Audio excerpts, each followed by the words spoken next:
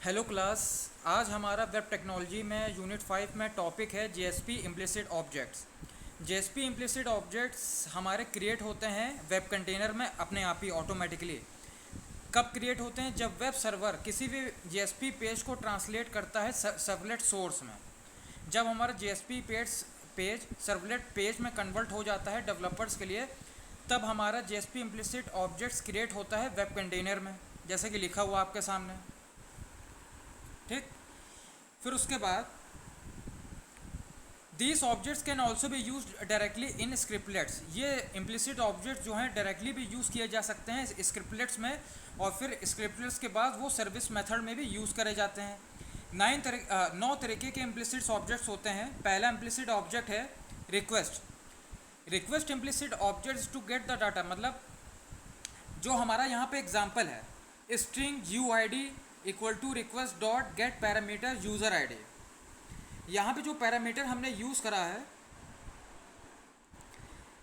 जो यहाँ पे हमने डिक्लेयर करा है string U I D equal to request dot get parameter, यहाँ पे एक स्ट्रिंग पास हो कर रहे हैं हम। मतलब यूज़र अगर कोई फॉर्म भर रहा है, उसमें अपना कोई लॉगिन पैनल पे अपना यूज़र आईडी डाल रहा है, तो वो यूज़र आईडी पास होके किसके पास जाएगी? सर्वर पास जाएगी। उसी तरीके से पासवर्ड भी आप लॉगिन फॉर्म पे भर रहे हैं क्लाइंट कंप्यूटर पे, क्लाइंट कंप्यूटर से पासवर्ड रिक्वेस्ट के लिए कहाँ जाएगा? सर्वर के पास। उसी तरीके से हमारा अगला इम्प्लिसिट ऑब्जेक्ट है पासवर्ड।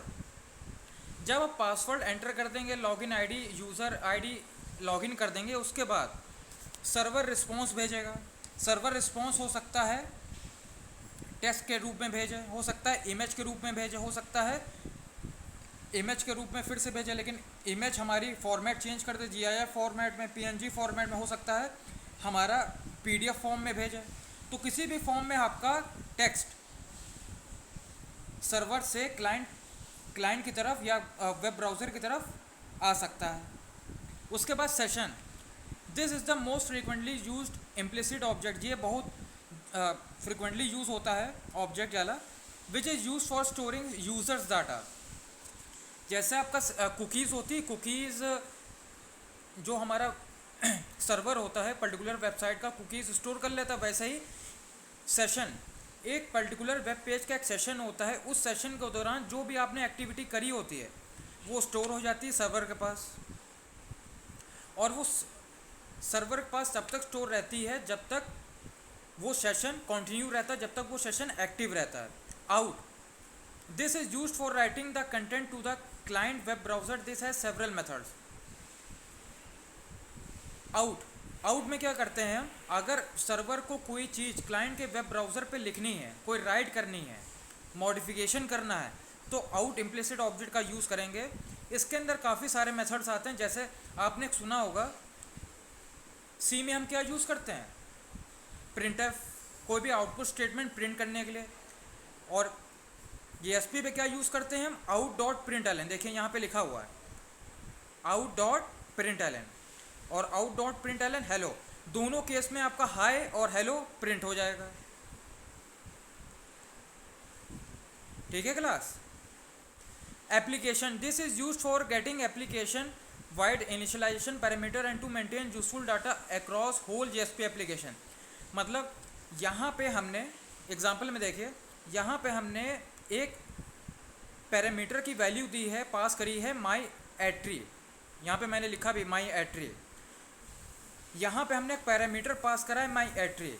ये एक एप्लीकेशन है। एप्लीकेशन एक इम्प्लिसिट ऑब्जेक्ट तरह काम करता है, जो कि किसी पैरामीटर की वैल्यू पास करने में हमारी हेल्प करता है। एक्सेप्शन आप सभी लोग जानते हैं। जब हमारी एरर आती है, कोई भी वेब पेज में एरर आती है, और वो एरर हम शो किससे कर रहे हैं? Is error page set to true. अगर एरर पेज कोई वेरिएबल का नाम है, जैसे नाम से पता चल रहा है एरर पेज, अगर हम एरर पेज की वैल्यू ट्रू सेट कर देते हैं, तब हमारा एक्सेप्शन हैंडलिंग एक्टिवेट हो जाएगा। कोई भी एरर आने पे एक्सेप्शन हैंडलिंग एक्टिवेट हो जाएगा, एरर दे देगा। उसके बाद देखिए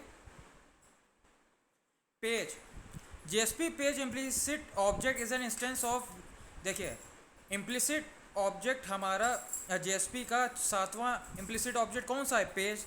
इस इम्प्लिसिट ऑब्जेक्ट को यूज़ करने के लिए हमें एक पैकेज इंपोर्ट करना होगा, java.lang.object class. Represent the current JSP page, मतलब कि आप करेंटली किस जेएसपी पेज पे काम कर रहे हैं।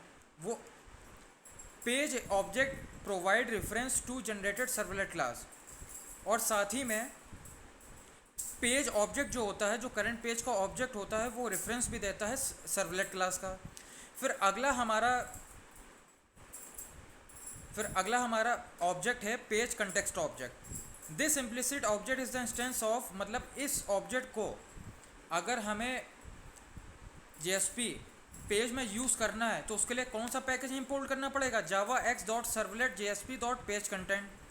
We can use page content to get and set attribute with different scopes, मतलब हम गेट और सेट एट्रीब्यूट का यूज़ कर सकते हैं पेज कंटेक्स्ट ऑब्जेक्ट की हेल्प से। फिर अगला देखिए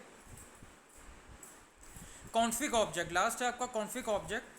this is use to get the JSP init params configured in deployment description, मतलब हम जेएसपी पेज में अपना इनिट पैरामीटर्स को कॉन्फ़िगर कर सकते हैं, यूज़ कर सकते हैं जब हम जेएसपी पेज बनाने जाते हैं।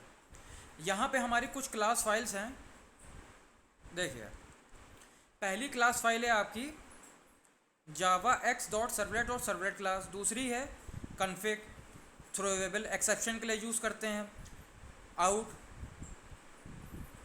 आगे देखिए java.lang.object पेज कंटेक्स्ट, रिक्वेस्ट जब आपको रिक्वेस्ट भेजनी हो वेब ब्राउज़र से सर्वर तक, जब आपको रिस्पॉन्स चाहिए, मतलब जब सर्वर रिस्पॉन्स करेगा क्लाइंट वेब ब्राउज़र को, उसके बाद सेशन। ये